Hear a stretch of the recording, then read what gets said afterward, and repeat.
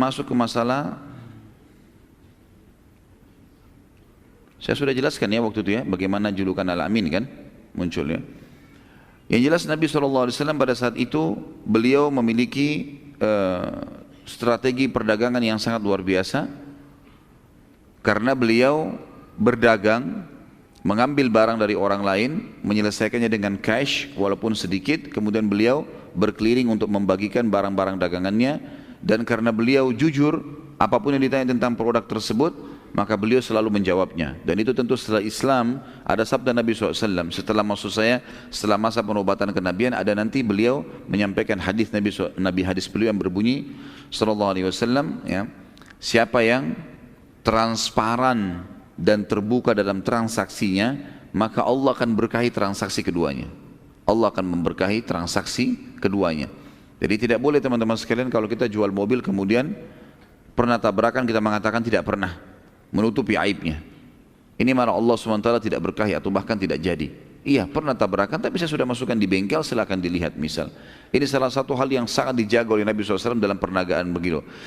Perniagaan beliau sehingga hanya terkenal sekali dengan keberhasilan dalam berdagang dan dipercaya oleh orang lain. Pokoknya setiap Nabi SAW bawa barang, tidak ada lagi orang yang meragukan masalah itu. Semuanya tinggal langsung membeli dari Nabi SAW. Karena apapun yang ditanya benar. Bahkan kalau ditanya, hai Muhammad ini kualitasnya bagaimana? Oh kalau yang ini lebih baik. Oh kalau kualitas dagangannya si fulan lebih baik. Kalau saya punya nomor 2-nya atau nomor 3-nya atau lebih di bawah daripada itu. Yang jelas disampaikan apa adanya. Maka orang pun suka berinteraksi dengan Nabi SAW. Pada saat itu teman-teman sekalian, banyak orang akhirnya menambahkan modal. Seperti kita tahu kalau ada orang jujur, biasanya orang datang kepada dia, kau butuh modal berapa, bagaimana cara kerjasama, karena orang yang terkenal dengan kejujurannya. Maka banyak pedagang-pedagang Mekah yang datang kemudian menawarkan kepada Nabi SAW untuk menitipkan modal mereka. Mulailah Nabi SAW bertambah modalnya, kemudian melakukan hal yang sama. Nabi SAW dengan transparan, semua kelebihan produk, adapun kekurangannya disebutkan. Seperti ini dan seperti itu. Jadi orang jadi tambah ramai membelanjakan barang Nabi SAW. Akhirnya beliau terfikir untuk mengekspansi bisnisnya keluar dari Mekah. Pada saat itu, karena beliau menganggap Mekah sudah cukup dikuasain oleh beliau, maka beliau SAW dan melihat modal yang sangat banyak, coba mengekspansi keluar Mekah. Selama ini beliau selalu ambil dari pedagang-pedagang Mekah saja yang besar-besar. Kalau kita mungkin pemilik-pemilik perusahaan besar sekarang Nabi SAW ingin mengembangkan lebih besar lagi ke perusahaan-perusahaan lah kalau kita sekarang ya, punya perusahaan sendiri. Maka Nabi SAW mengambil modal-modal tersebut kemudian mulai pergi ke negeri Syam, dagang di negeri Syam, ikuti orang-orang Quraisy. Orang-orang Quraisy bawa modal dari Mekah, beli barang negeri Syam, kembalikan lagi ke Mekah, gitu kan. Nanti barang dijual di Mekah, tapi mereka pergi ke negeri Syam membawa uang saja, membawa uang, membawa emas, mereka tidak bawa produk. Nabi SAW waktu itu mengatur satu strategi yang berbeda. Orang Mekah belum ada yang melakukannya. Semua modal beliau dibelikan produk-produk Mekah, apa saja yang bisa dibawa dibeli oleh Nabi SAW. Semua uang itu, semua modal dijadikan benda. Kemudian beliau bawa ke negeri Syam, lalu beliau berdagang di negeri Syam, barang-barang Mekah itu. Orang-orang di negeri Syam tidak mengenal produk Mekah selama ini. Akhirnya dibelilah oleh orang Syam dan Nabi SAW mendapatkan keuntungan. Lalu dengan uang keuntungan itu beliau beli lagi barang dari negeri Syam dibawa ke Mekah, sehingga double keuntungannya. Makin masyhurlah nama Nabi SAW. Akhirnya bergabunglah seorang wanita kaya Mekah, Khadijah radhiyallahu anha. Pada saat itu tentunya belum masuk Islam, belum ada Islam. Dan dikatakan dalam buku-buku sejarah, Khadijah ini teman-teman sekalian memiliki harta sendirian dia itu lebih banyak atau bahkan berimbang dengan hartanya seluruh pedagang Mekah. Saking kayanya gitu kan. Orang terkaya Mekah, hartanya Khadijah radhiyallahu anha sendiri, digabung semua pedagang-pedagang Mekah hartanya itu baru sama dengan hartanya Khadijah. Bahkan Khadijah mungkin lebih banyak daripada itu. Khadijah pun akhirnya menitipkan hartanya kepada Nabi SAW, coba ya. Dan Khadijah ingin memastikan tentang kejujuran yang terkenal itu. Beliau menitipkan seseorang yang bernama Maisarah. Maisarah ini sahaya, hamba sahayanya beliau. Kemudian menitipkan kepada Nabi SAW. Maisarah selama perjalanan terkagum-kagum dengan Nabi SAW. Di antara yang membuat dia sangat kagum adalah beberapa fenomena alam yang terjadi dan bagaimana akhlaknya Nabi SAW. Di antaranya adalah perilaku Nabi SAW dengan Maisarah beda sekali dengan perilaku siapapun pada saat itu yang menjadi majikan atau tuan bagi seluruh sahaya. Kebanyakan mereka tuh kasar berkata-kata, suka perintah-perintah sembarangan, kadang-kadang sering dipukul, kadang-kadang marah sedikit nggak diberikan makan, gitu kan. Kemudian kalaupun ada keuntungan, ada segala, tidak pernah ada bagi, tidak ada sesuatu yang dikasih, gitu. Maka berbeda sekali dengan Nabi SAW. Nabi kalau makan, panggil Maisarah makan bersama-sama. Nabi SAW kalau istirahat, panggil Maisarah istirahat di sebelahnya. Nabi SAW mengajak ngomong seperti temannya sendiri. Selalu saja begitu, dari pergi sampai pulang. Perjalanan dari Mekah ke negeri Syam sebulan, gitu kan? Itu pun kalau menggunakan kuda yang tercepat. Kalau orang membawa kafilah dagangan lambat, bisa 2 bulan perjalanan. Jadi selama 2 bulan perjalanan, Nabi SAW selalu bermuamalah yang baik dengan dia. Pulang juga begitu. Kemudian fenomena alam yang terjadi adalah sepanjang jalan dia kaget melihat semuanya. Ya, kafilah-kafilah di depan ada kelihatan, di sana kelompok kafilah sekian puluh ekor unta, di sana lagi kafilah banyak padang pasir yang sangat luas. Tapi kafilah Nabi SAW ini yang kebetulan itu cuma Nabi sendiri yang jaga beberapa ekor unta dengan Maisarah. Itu dinaungi oleh awan, dinaungi oleh awan. Tidak panas, padahal lagi terik sekali matahari. Kok bisa awan ini cuma ada di atas kafilah Nabi SAW? Itu Maisarah saksikan sendiri. Pada saat itu lagi terjadi dan sudah sampai di negeri Syam. Kalau teman-teman masih ingat kisah Bahira, ya, pendeta yang pada saat melihat tanda kenabian Nabi SAW di umur 12 tahun itu, subhanallah dengan hikmah Allah, Nabi SAW pada saat itu umurnya sudah sekitar 24 tahun SAW, itu lewat di depan gereja yang sama, gereja yang dulu dimiliki oleh Bahira, tapi Bahira sudah meninggal dunia. Dan banyak murid-muridnya Bahira situ, pendeta-pendeta yang lain yang sudah memang terbina oleh Bahira ini. Dan selalu diingatkan oleh Bahira, ingat ini masa keluarnya kenabian, dan perhatikan baik-baik kafilah-kafilah Arab itu, karena Nabi terakhir itu akan keluar dari kota Mekah sana. Ini kafilah-kafilah mereka yang sering bolak-balik, perhatikan baik-baik. Kalau ada kejadian-kejadian yang unik, maka pastikan apakah ada di antara mereka manusia yang sedang kita cari itu. Salah satu pimpinan pendeta pada saat itu melakukan hal yang Bahira sering lakukan. Setiap hari nongol di jendela gereja ngelihat kafilah-kafilah yang lewat, karena memang ini jalurnya mereka lewat, gitu kan. Terkagetkan pendeta ini pada saat melihat kafilah Nabi SAW. Ini kafilah satu-satunya yang cuma 2 orang, untanya banyak sekali, tapi cuma 2 orang, dan semua kelihatan dari jauh, matahari lagi terang, semuanya kafilah yang berserakan yang sangat banyak. Beda dengan kafilah Nabi SAW, ini ada awan di atasnya menaunginya. Dan ada sebuah pohon di sebelah gereja. Konon ceritanya para Bahira dan temannya ini membangun gereja di situ karena mengetahui tentang histori pohon itu. Histori pohon itu disebutkan dalam Injil, dinukil oleh para penginjil ini sebelum Nabi SAW diutus tentunya. Kalau ada pohon di situ, yang pohon ini mereka tahu semua nabi turun di situ. Pohon ini setiap nabi pasti akan mampir di pohon itu, dan pohon ini subhanallah dengan hikmah Allah tidak pernah ada yang mampir di situ kecuali nabi-nabi, gitu kan. Pada saat Nabi SAW mau istirahat, beliau pun duduk di bawah pohon itu. Ada satu pohon di dekat gereja, pohon kurma, cuma satu pohon. Itu Nabi SAW duduk di situ, duduk di situ. Kemudian kafilahnya, unta-untanya disandarkan, Maisarah dipanggil duduk di sebelahnya. Kejadian yang luar biasa pada saat itu disaksikan oleh kepala pendeta adalah pohon kurma itu tiba-tiba menunduk, ya, menunduk dan terlihat sekali sangat jelas, kemudian menutupi Nabi SAW dari panas. Maka dia pun penasaran dan dia berkata, ini mungkin salah satu tanda. Dia pun akhirnya keluar, kemudian coba melihat peluang kapan Nabi SAW berpisah dengan Maisarah. Maisarah sempat pamit sama Nabi SAW ingin mencari, kalau kita mungkin tempat buang air gitu kan, keluar. Maka oleh pendeta ini dikejar. Lalu dia berkata, hai fulan, tunggu sebentar. Berhentilah Maisarah. Ditanya, kalian dari mana? Saya dari Mekah. Siapa yang bersamamu ini? Seseorang dari kota Mekah, tokoh Mekah yang bernama Muhammad, dan dia punya kafilah dagang gitu kan. Lalu mulailah pendeta ini menanyakan banyak hal tentang siapa namanya, siapa ibunya, siapa ayahnya, segala macam ditanya tentang Nabi SAW secara terinci. Dan semua yang dijelaskan oleh Maisarah yang dia tahu, Kalau dia adalah keturunan yang baik, ibunya meninggal pada saat dia masih 6 tahun, ayahnya meninggal pada saat dia di rahim ibunya, kakeknya bina, sekarang bersama pamannya, dan seterusnya, gitu kan? Dan dia terkenal sekali dengan julukan Al-Amin di Mekah. Semua ini ciri-ciri disebutkan yang diketahui oleh pendeta ini adalah ciri kenabian. Lalu kemudian pendeta ini pun setelah pertanyaan yang banyak kepada Maisarah dan dia penasaran, maka dia mengatakan, baiklah kalau begitu, saya berterima kasih atas pendapatmu ini dan saya coba ya akan menyampaikan kepada teman-teman di dalam gereja gitu. Terus si Maisarah bilang, sebentar, boleh saya nanya enggak? Iya. Apa rahasia pertanyaan Anda tadi? Kenapa Anda bertanya seperti itu? Lalu dia mengatakan, pendeta itu mengatakan, dan ini membuat Maisarah kaget, dan nanti ini yang akan disampaikan kepada Khadijah pada saat pulang ke Mekah yang mendorong Khadijah mau menikah dengan Nabi Sallallahu Alaihi Wasallam. Salah satu faktornya itu.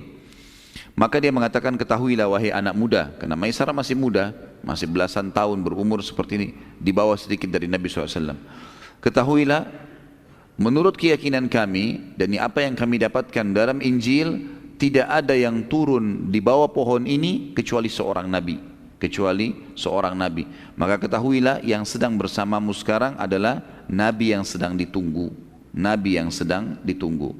Jadi ceritanya hanya seperti itu saja, tidak ada penyampaian setelahnya seperti apa. Apakah pendeta itu beriman atau tidak, tidak seperti kisah Bahirah.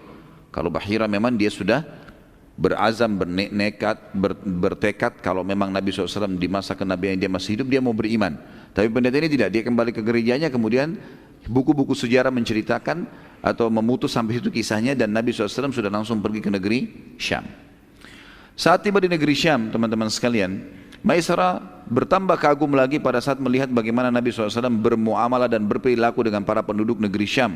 Beliau cepat sekali berbaur, sangat supel, ya, mudah dalam membeli dan menjual. Dan ini subhanallah bagian dari syariat semua nanti setelah Nabi SAW diutus menjadi Nabi, gitu kan. Sebagaimana beliau mengatakan, ya, rahmat Allah kan terkena kepada atau akan didapati oleh orang yang selalu mudah dalam bertransaksi, mudah membeli, mudah menjual. Itu adalah salah satu ciri orang beriman, ya. Nah, orang beli ya sudah, orang nawar ya sudah, mudahin. Yang penting memang dia tidak dirugikan gitu. Bukan orang yang sudah tahu ada keuntungan masih ditekan supaya mendapatkan keuntungan yang lebih. Enggak ada seperti itu. Samhan kata Nabi SAW. Samhan idza ba, samhan idza syara. Ya, dia sangat mudah untuk bertransaksi, menjual dan membeli, semuanya dimudahkan oleh dia. Maisarah melihat itu. Dan Nabi SAW tidak bukan cuma itu. Beliau setelah dapat keuntungan, disimpan di tempat yang aman, Nabi SAW selalu mengeluarkan dan keliling mencari orang-orang fakir di negeri Syam. Kemudian membagi-bagikan buat mereka. Kemudian Nabi SAW juga selalu berusaha untuk menguasai seluruh pasar tanpa letih. Beliau keliling ke seluruh pasar lalu menawarkan produk-produknya tanpa letih. Ini nolak, dia pergi ke tempat yang lain. Ini nolak, dia pergi ke tempat yang lain. Sampai akhirnya terjadi transaksi. Dan subhanallah, di hari Nabi SAW tiba, seluruh produk Mekkahnya habis. Seluruh produk Mekkahnya habis dalam satu hari. Karena Nabi SAW keliling, ya, senyum dengan orang, ramah, mudah. Orang mentransaksi, beli ini berapa, sekian harganya, sekian saja, ya sudah, gitu loh. Dimudahin sama beliau. Maka habis produknya pada hari itu, sallallahu alaihi wasallam. Di hari kedua, beliau sudah bisa membeli barang dari negeri Syam. Dan pada saat beli, karena kemarin dia sangat supel dengan orang-orang sallallahu alaihi wasallam, maka orang-orang pedagang-pedagang di pasar juga memudahkan dia pada saat transaksi. Jadi orang-orang Syam pun pada saat mengatakan, Nabi SAW tawar, kain ini berapa? Sekian. Baiklah, bisa saya beli sekian? Enggak bisa, silahkan ambil uangnya. Langsung saja. Maka di hari kedua saja, Nabi SAW sudah berhasil membeli seluruh produk yang dibutuhkan dari uang yang ada. Sehingga kafilah Nabi SAW lebih dulu kembali ke Mekah. Dan ini tidak pernah terjadi dalam kafilah-kafilah Quraisy, karena mereka selalu tinggal di negeri Syam lama. Mereka duduk-duduk dulu, mereka mabuk-mabuk, mereka bermain perempuan, mereka segala macam, sudah menjadi tradisi jahiliyah. Kemudian nanti mereka sudah 2 minggu, 3 minggu baru mereka balik ke Mekah, gitu kan. Jadi pelan-pelan mereka berdagang. Nabi SAW tidak, cepat bekerja dan cepat juga menyelesaikannya, selesai mengeksekusinya. Pulanglah Nabi SAW bersama Maisarah menuju ke Mekah. Pada saat tiba di Mekah, karena kafilah-kafilah dagang Quraisy belum tiba, Dan sudah menjadi tradisi juga di Mekah teman-teman sekalian, kalau ada kafilah datang, maka ada orang-orang tertentu, penjaga-penjaga pintu gerbang Mekah itu mengiklankan dengan suara keras, wahai Quraisy, kafilah dagang ada yang datang gitu. Maka orang-orang Quraisy pada ngumpul. Jadi sebelum masuk pasar mereka sudah keroyokin tuh apa yang mereka mau beli di situ. Ada yang sisa baru dijual di pasar. Kafilah Nabi SAW datang, dan ini bukan waktu datangnya kafilah Quraisy. Waktunya sudah mereka tahu lah, sekian waktu datang kafilah, baru mereka datang. Mereka kaget, kok ada kafilah datang nih. Kemudian mereka datang, gitu kan. Di luar pintu Bani Syaibah, di luar pintu gerbangnya Mekah. Lalu mereka kaget, kafilahnya Muhammad Al-Amin telah datang, tersebar satu Mekah nih. Ini orang yang kepercayaan sudah datang nih. Walaupun beliau belum lama berdagang dari negeri Syam. Mereka tanya, hai Muhammad, barang dagangan Syam? Kata Muhammad SAW, iya. Boleh kami transaksi? Silahkan. Mulailah mereka memilih produk yang mereka mau. Ini ya Muhammad berapa? Sekian. Baiklah, bisa sekian? Silakan. Dihabisin. Dalam hitungan satu hari itu juga, dagangan Nabi SAW habis. Gitu. Hari itu juga habis. Belum masuk ke pintu gerbang Mekah, sudah habis. Dengan keuntungan yang berlipat-lipat. Maka Nabi SAW dimudahkan oleh Allah Subhanahu Wa Taala dengan akhlak yang baik, dan wajar Allah mengatakan dalam surah Al-Qalam, A'udzubillahi minasyaitonir wa innaka la'ala khuluqin 'adzim. Maksudnya kau Muhammad secara fitrah kau memiliki akhlak yang sangat luar biasa, mulia sekali. Nabi SAW selalu cenderungnya kepada kebaikan. Kejadian ini akhirnya tersebar di negeri Mekah, di kota Mekah pada saat itu kafilah Muhammad Al-Amin datang. Kemudian habis dagangannya, dan orang-orang Mekah puas dengan dagangan itu. Nabi SAW pada hari yang sama tidak menunda sama sekali, walaupun dalam kondisi capek, pergi ke rumah Khadijah menyampaikan amanahnya. Ini adalah amanahnya, ini uangnya. Dan bukan cuma Khadijah, karena banyak sekali orang menitipkan uang pada saat itu. Semua diantarkan pada hari itu. Nabi SAW tidak tidur kecuali sudah menyampaikan semua amanah. Ini modalnya, ini keuntungannya, ini modalnya, ini keuntungannya. Semua selesai pada hari itu. Karena dalam kondisi capek, datang dari safar. Ini sebuah adab yang luar biasa teman-teman bagi pedagang. Jangan tunda-tunda pembayaran, jangan tunda-tunda pengembalian hak orang lain. Langsung pada saat itu kita bisa tidur tenang, kalau meninggal pun jadi aman gitu kan. Maka dibagilah. Karena kejadian ini makin harum nama Nabi SAW. Dan Khadijah pun tidak pakai menunggu lagi, langsung bertanya kepada Maisarah, sebenarnya apa yang kamu lihat pada saat kamu sedang bersama Muhammad? Ceritakan saya kejadiannya. Apa yang terjadi? Kenapa kafiranya datang lebih dulu dari negeri Syam? Apa yang terjadi pada saat kamu sedang di sana? Gitu kan? Bagaimana dia bermuamalah dengan orang-orang? Gitu.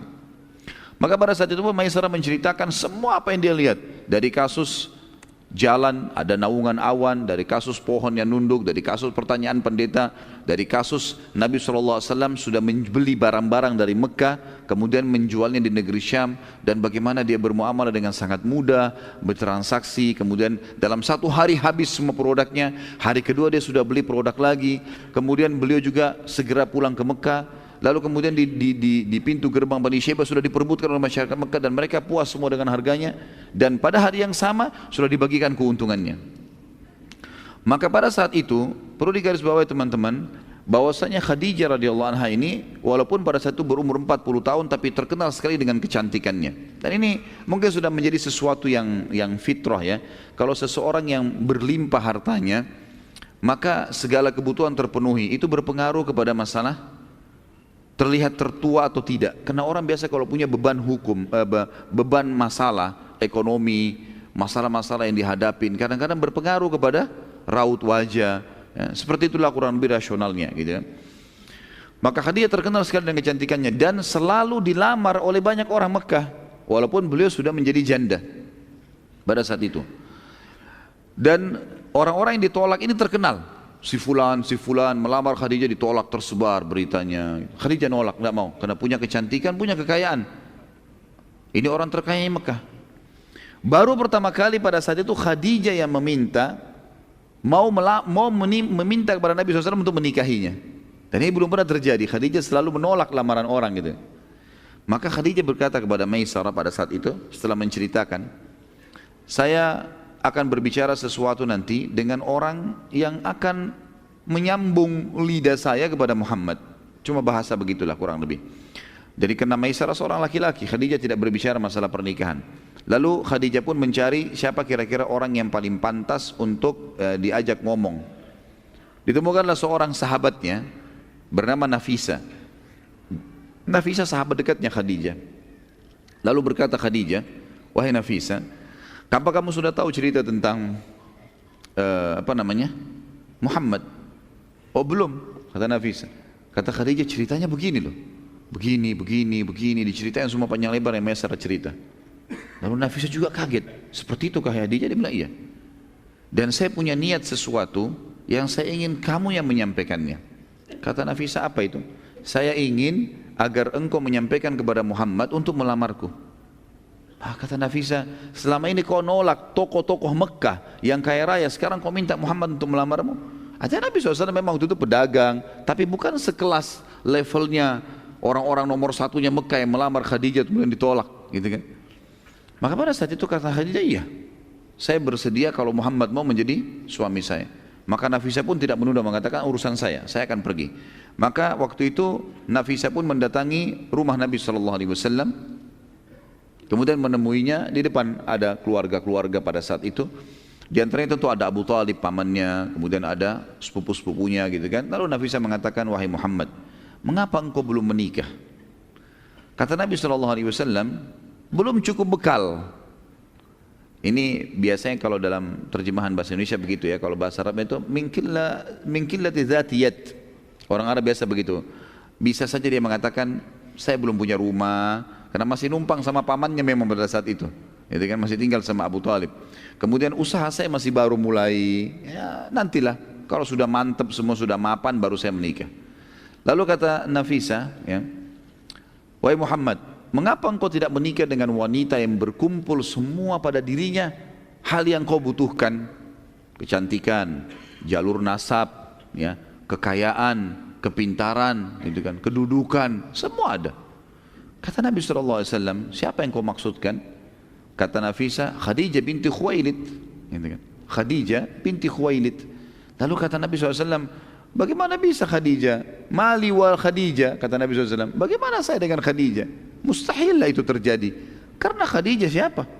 Orang yang memang menolak semua tokoh-tokoh satu Mekah, tahu kalau dia tolak tokoh-tokoh Quraisy. Lalu dia mau menikah dengan orang yang tadinya pengembala kambing, kemudian sekarang menjadi pengusaha kecil.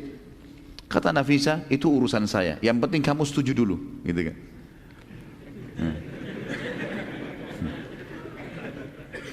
Ini yang bujang-bujang yang ketawa ini.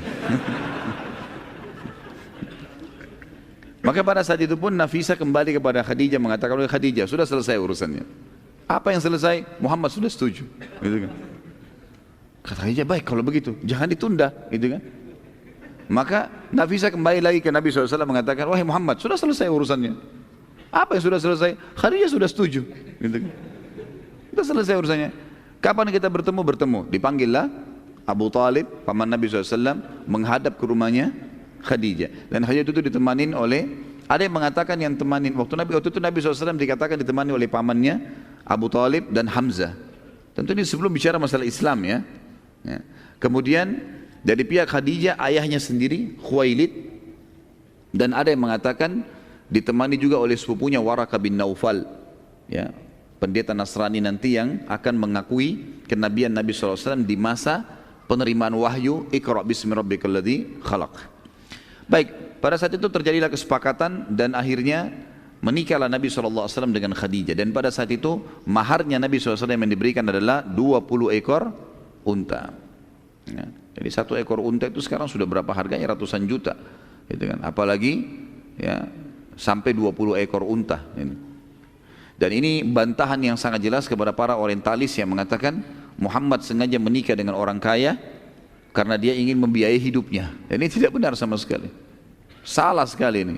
Karena Nabi SAW waktu itu setelah menikah pun sama Khadijah, beliau yang memberikan kebutuhan rumah, nafkah, walaupun tetap memutar modal Khadijah. Karena setelah menikah, Khadijah menyerahkan seluruh hartanya radhiyallahu anha kepada Nabi SAW untuk dikelola, gitu kan? Silakan kelola lalu dipakai bersama-sama, gitu kan?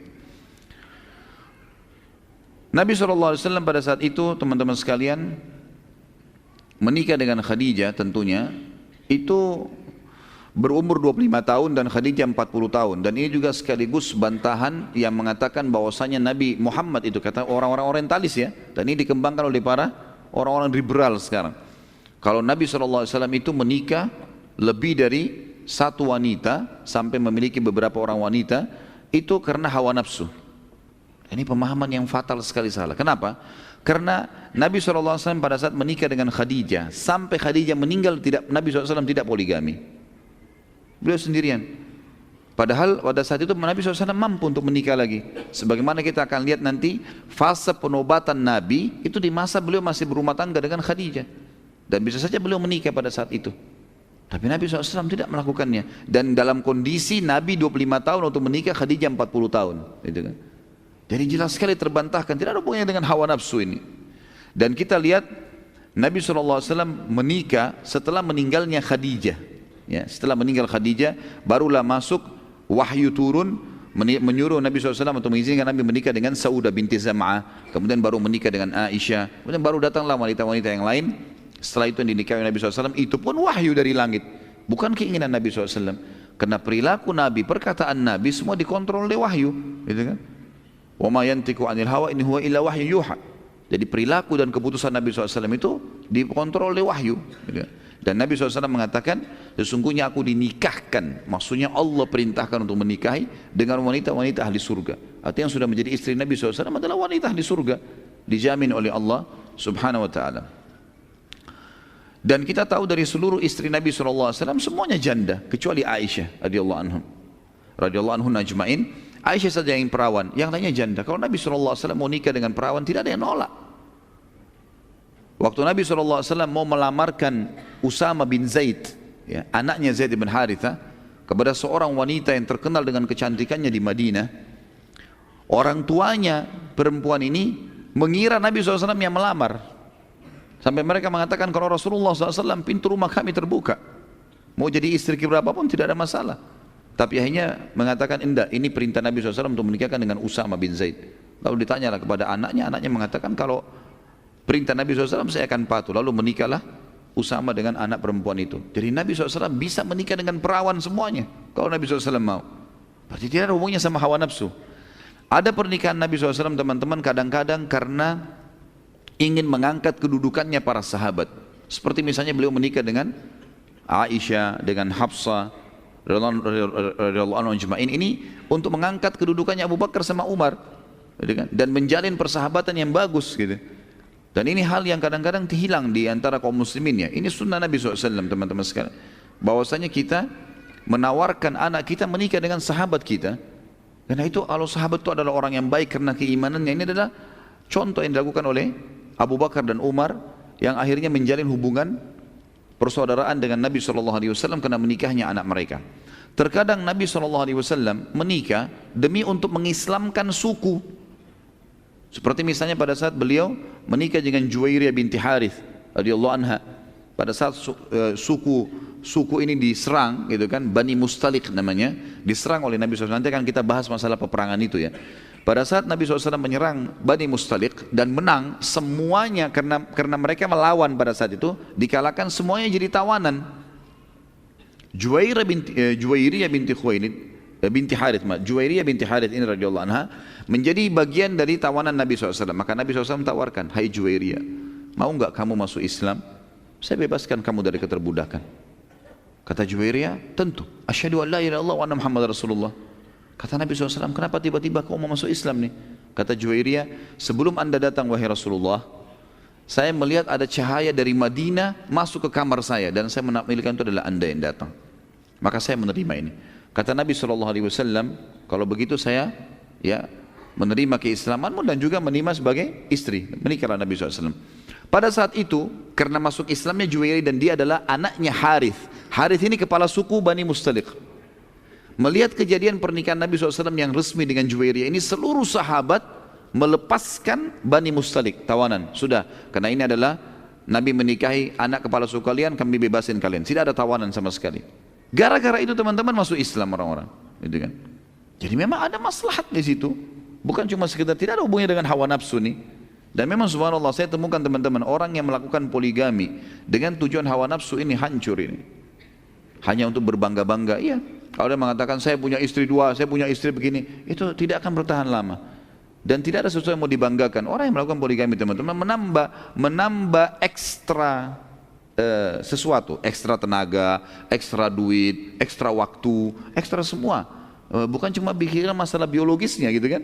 Biologis setengah jam selesai, 1 jam selesai. Tapi orang setelah itu harus berikan nafkah, harus berikan perlindungan, harus berikan pendidikan.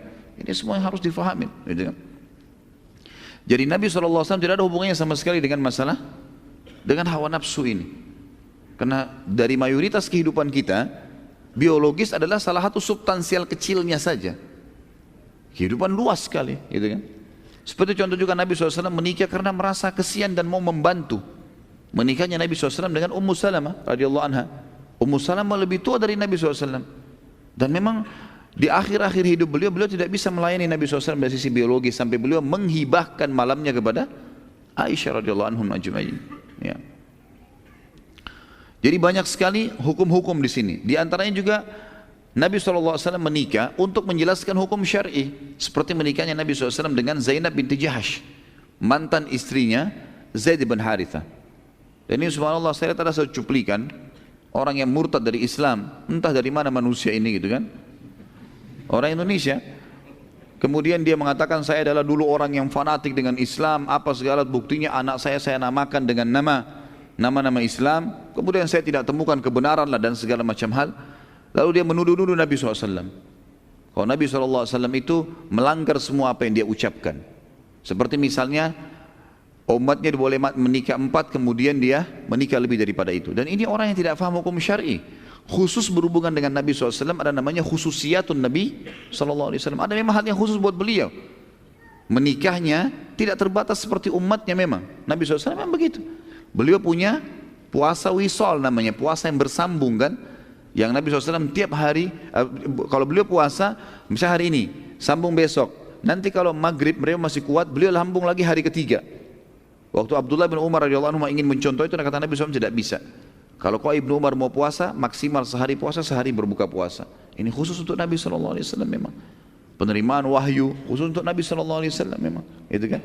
Jadi memang beliau penentu keputusan. Ada khususiyatun Nabi SAW. Yang penting dia mengatakan begini. Salah satu perkataan yang berhubungan dengan tema kita, karena itu panjang kalau kita ingin bahas tentunya. Dia bilang Nabi Muhammad itu sendiri melanggar apa yang dia titahkan. Seperti misalnya dia menikahi mantan anak mantunya. Nah, ini pernyataan yang fatal sekali, salah ini.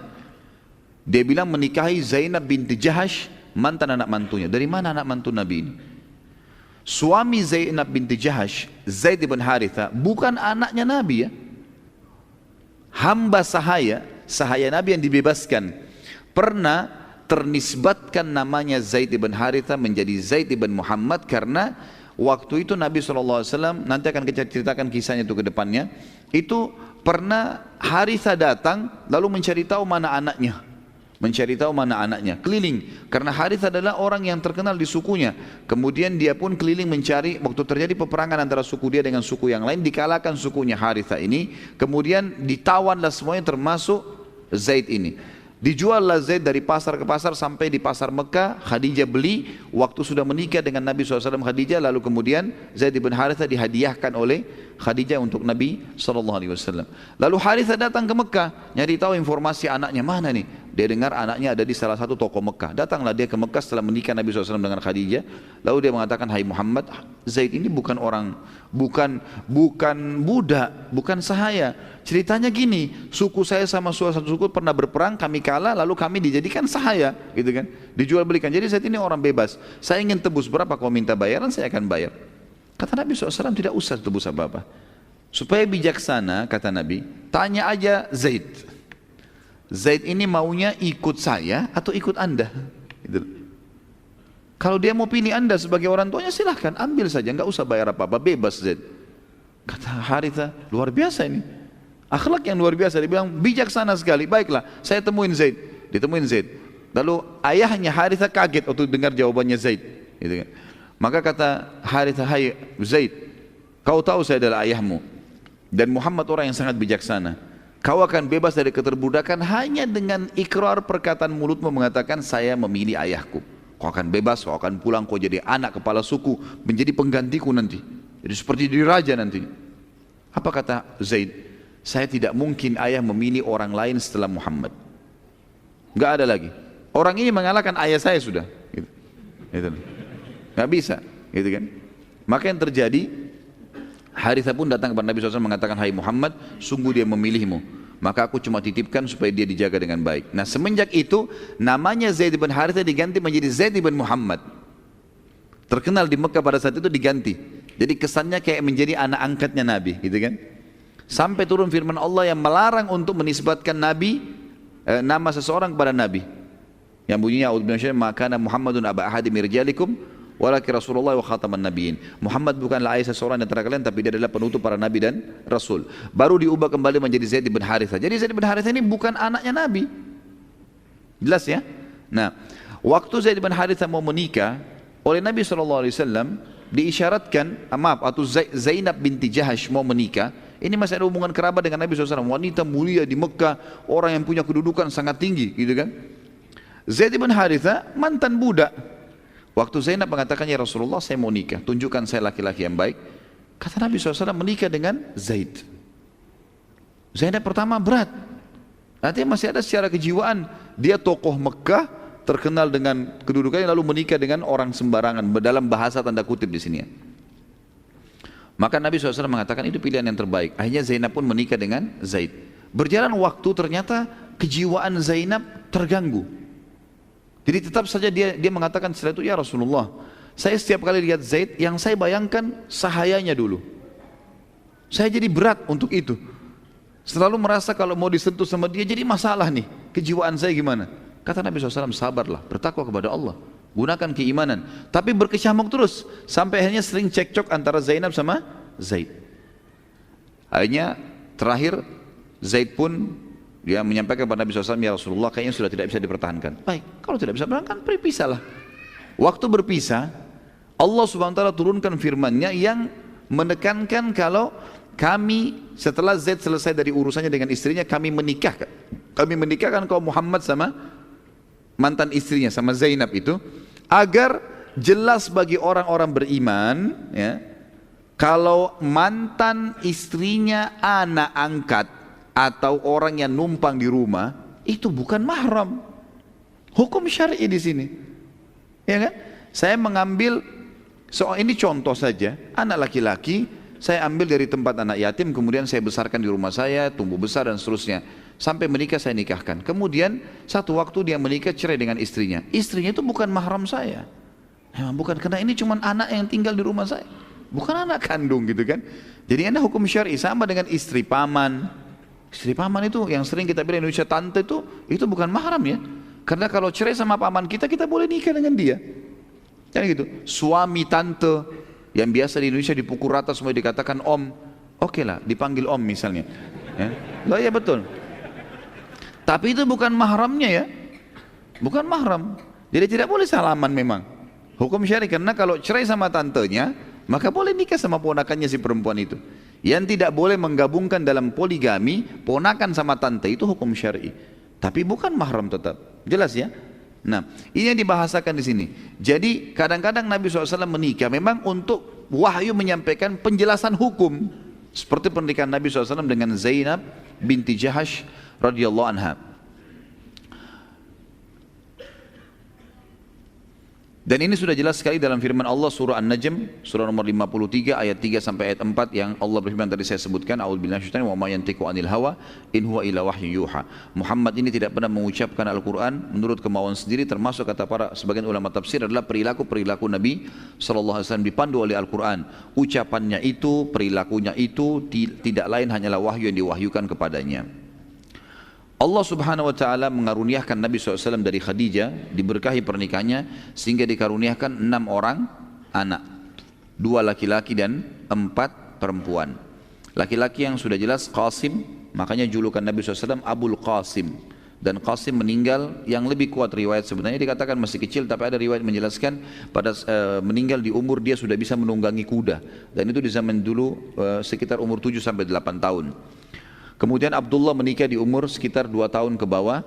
Lalu kemudian 4 anak perempuan Nabi SAW, Ruqayyah, Ummu Kalthum, Zainab dan Fatimah radhiyallahu anhunna ajma'in, ini semua adalah hidup bersama Nabi SAW. Dan akan kita sebutkan nanti, mereka termasuk adalah orang-orang yang beriman kepada baginda Nabi SAW.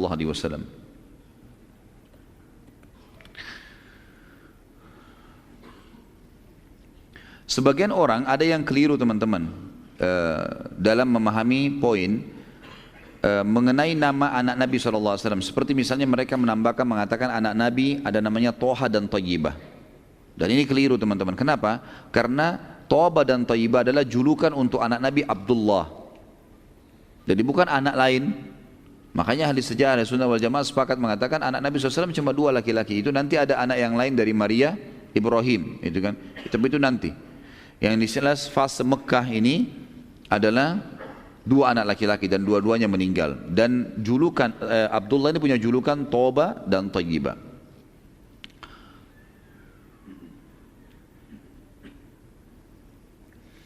Nanti dari Maria, setelah insya Allah penerbangan kenabian segala ada istri Nabi SAW yang lain, Maria ini akhirnya memiliki anak namanya Ibrahim, dan Ibrahim meninggal juga di umur 2 tahun.